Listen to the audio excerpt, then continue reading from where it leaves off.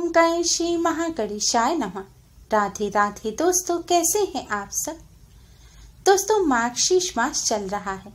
मार्गशीर्ष मास का हमारे धर्म शास्त्रों में विशेष महत्व बताया गया है। भगवान श्री कृष्ण ने स्वयं इसे अपना स्वरूप बताया है। यह माह भगवान श्री कृष्ण को समर्पित होता है और इस माह में आने वाली एकादशी का विशेष महत्व होता है। इस माह की शुक्ल पक्ष की एकादशी को मोक्षदा एकादशी के नाम से जाना जाता है। जैसा कि इसके नाम से ही प्रतीत होता है, यह एकादशी मोक्ष प्रदान करने वाली है। इस एकादशी पर जो भक्त भगवान श्री कृष्ण का पूजन करते हैं, भगवान लक्ष्मी नारायण का पूजन कर व्रत करते हैं, उनके कई जन्मों के पाप तुरंत ही नष्ट हो जाते हैं और सुखमय जीवन व्यतीत कर अंत में मोक्ष की प्राप्ति होती है। मोक्षदा एकादशी पितरों के लिए भी बहुत खास मानी जाती है। इस एकादशी के दिन व्रत और पूजन करने से और इस व्रत का पुण्य फल पितरों को अर्पित करने से नरक की यातना भोग रहे पितरों को भी मुक्ति मिलती है। जो पितर प्रेत योनि में भटक रहे होते हैं, भगवान श्री हरि विष्णु माँ लक्ष्मी की कृपा से उन्हें भी मोक्ष की प्राप्ति हो जाती है। इससे पितरों को सद्गति प्राप्त होती है। यह एकादशी पितरों को मोक्ष प्रदान करने वाली एकादशी है। इसी दिन भगवान श्री कृष्ण ने महाभारत के समय में अर्जुन को श्रीमद् भगवत गीता का उपदेश दिया था, इसलिए इस दिन को गीता जयंती के नाम से भी जाना जाता है। इस दिन गीता का पाठ या श्रवण करना बहुत ही शुभ और मंगलकारी माना जाता है। इस दिन गीता का श्रवण कर या फिर पठन करने के बाद इसका पुण्य फल पितरों को प्रदान करने से पितृ प्रसन्न हो जाते हैं और अपनी कृपा बरसाते हैं और पितरों के भी कष्ट दूर हो जाते हैं। दोस्तों, इस बार की मोक्षदा एकादशी बहुत ही खास है, क्योंकि इस मोक्षदा एकादशी पर स्वाद सिद्धि योग और अमृत सिद्धि योग बन रहा है। इन शुभ संयोग में की गई पूजा और उपाय बहुत ही जल्दी सिद्ध हो जाते हैं और अपना शुभ फल प्रदान करते हैं। आज की इस वीडियो में हम आपको मोक्षदा एकादशी के इस शुभ और दुर्लभ संयोग पर करने वाला एक बहुत ही आसान और असरकारक उपाय बताने जा रहे हैं। शास्त्रों में बताई गई एक ऐसी चीज के बारे में हम आपको बताने जा रहे हैं, जिसे अगर आप इस एकादशी पर गौ माता को खिला देते हैं तो इससे आपको भगवान लक्ष्मी नारायण की असीम कृपा तो प्राप्त होगी ही, साथ ही आपके पितृ भी आपसे प्रसन्न हो जाएंगे और आपको अपने पितरों का भरपूर आशीर्वाद प्राप्त होगा। पितरों की कृपा से पितृ दोष दूर हो जाएगा और कार्यों में आ रही बाधाएं दूर होंगी। पितरों के आशीर्वाद से धन संबंधी समस्याएं दूर हो जाएंगी और धन की कोई कमी नहीं होगी। जिन पर उनके पितरों की कृपा होती है, उन्हें भगवान लक्ष्मी नारायण की भी कृपा सदैव प्राप्त होती रहती है और जिन पर भगवान लक्ष्मी नारायण की कृपा होती है, उनके घर परिवार में खुशियां बनी रहती हैं और अन्न धन की कोई कमी नहीं होती। इसलिए दोस्तों, पितरों और भगवान लक्ष्मी नारायण की कृपा प्राप्त करने के लिए आप इस एकादशी पर गौ माता को यह एक चीज अवश्य ही खिला दें। दोस्तों, वीडियो में आगे बढ़ने से पहले वीडियो को लाइक कर अपने फ्रेंड्स के साथ शेयर जरूर करें। अगर आपने हमारे चैनल को अभी तक सब्सक्राइब नहीं किया है तो यूजफुल वीडियोस के लिए चैनल को सब्सक्राइब कर बेल आइकन को भी जरूर दबाएं। दोस्तों, शास्त्रों में भगवान लक्ष्मी नारायण को पितृदेव कहा गया है। पितरों की कृपा प्राप्त करने के लिए और पितृदोष से मुक्ति पाने के लिए आप भगवान लक्ष्मी नारायण का पूजन अवश्य ही करें और भगवान सूर्य को अर्घ्य दें। इसलिए एकादशी के दिन सबसे पहले स्नान आदि करने के पश्चात आप भगवान सूर्य को जल चढ़ाएं। फिर भगवान लक्ष्मी नारायण का पूजन करें। पूजन करने से पहले आप मंदिर की सफाई अवश्य ही करें।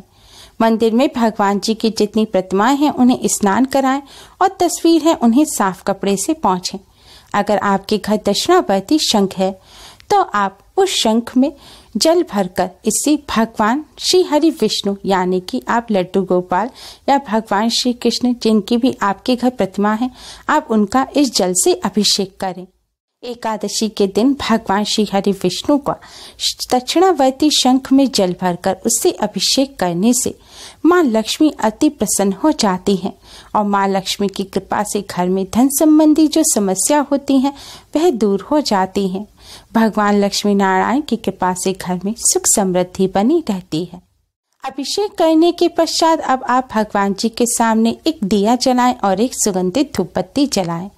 फिर भगवान श्री गणेश को प्रणाम कर हल्दी कुमकुम से तिलक करें। इसके पश्चात भगवान लक्ष्मी नारायण को हल्दी कुमकुम से तिलक करें।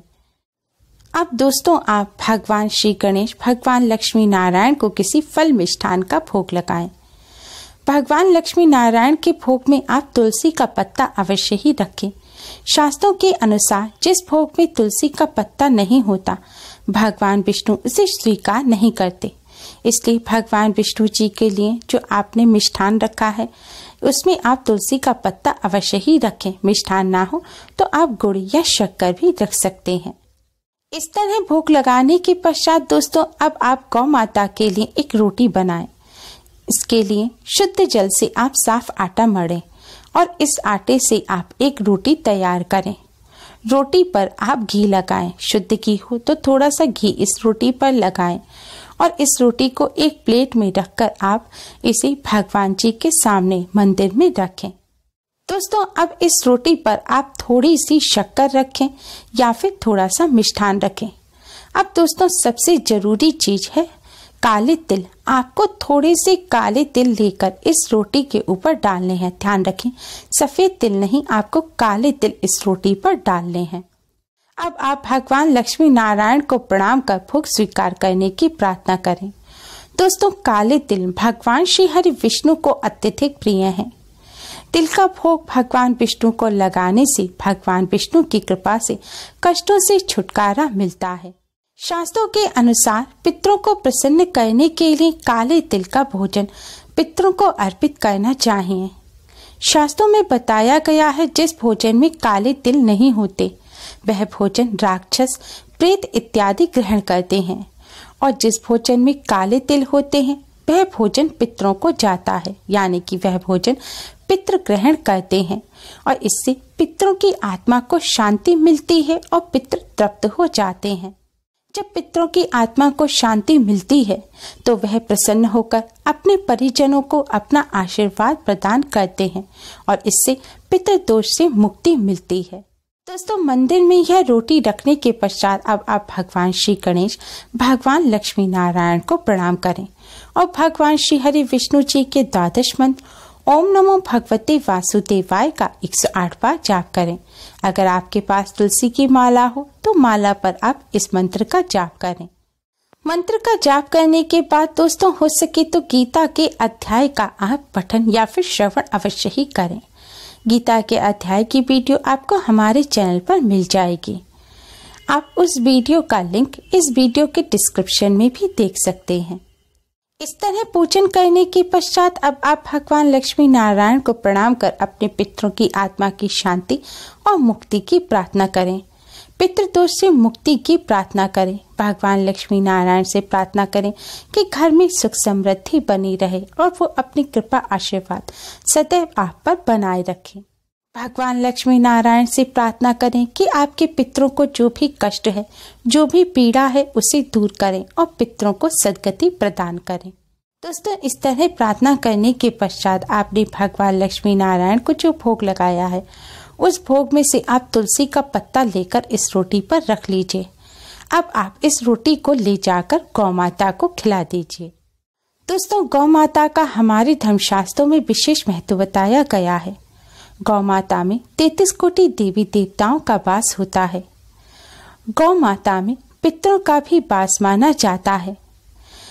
पितृपक्ष के दौरान जो पंच बलि दी जाती है उसमें से पहली बलि गौ माता को ही दी जाती है।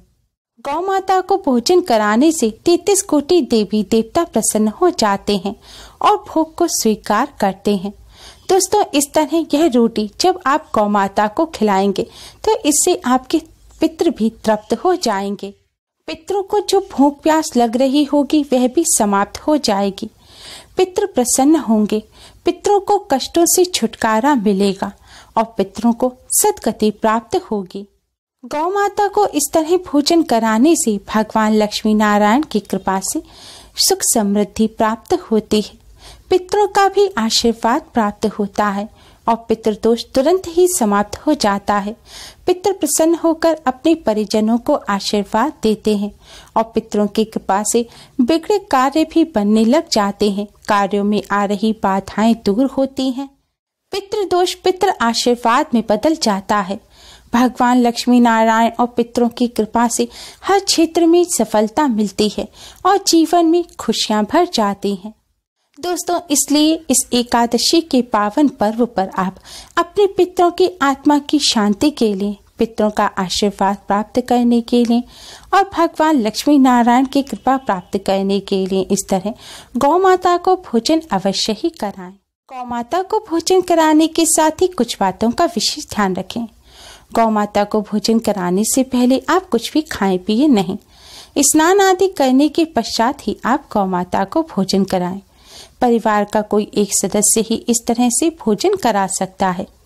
ध्यान रखें, आज के दिन तुलसी का पत्ता ना तोड़ें। तुलसी जी के पास अपने आप से टूटा हुआ कोई पत्ता हो, आप उसको ले सकते हैं, या भगवान जी को पहले भोजन भोग में जो पत्ता आपने लगाया है, आप उस पत्ते को भी वापस ले सकते हैं।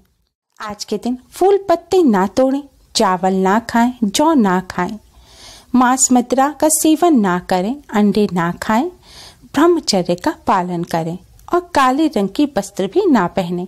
इन सभी बातों का विशेष ध्यान रखें। बाल ना धोएं, बाल ना काटें, नाखून ना काटें और दाढ़ी मूछ भी ना बनवाएं। उम्मीद है आपको हमारी ये वीडियो पसंद आई होगी। प्लीज लाइक करें। हमारी इस वीडियो को अपने फ्रेंड्स और रिश्तेदारों में ज़्यादा से ज़्यादा शेयर करें, जिससे वह भी इसका लाभ उठा सके। हमारी और भी वीडियोस के लिए हमारे चैनल को सब्सक्राइब करना ना भूलें। Thanks for watching. Radhe Radhe.